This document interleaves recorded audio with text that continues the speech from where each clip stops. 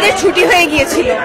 ছুটির পরে স্বাভাবিকভাবে আমরা বাসায় চলে আসি। তখন হঠাৎ দেখি যে খুব অনেক ভয়ঙ্কর একটা শব্দ হয়। পিছে ফিরে তাকিয়ে দেখি যে ধাউ ধাউ করে আগুন জ্বলছে, তাও আমাদের প্রাইমারি স্কুল সেকশনটাতে 5 থেকে 7, 8 পর্যন্ত। তখন কি ঘটনা হয় সেটা জানার জন্য স্বাভাবিকভাবে আমি যাই ওইদিকে।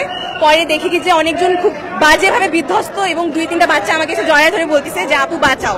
এখন আমি কিভাবে ওদেরকে ছেড়ে আসবো?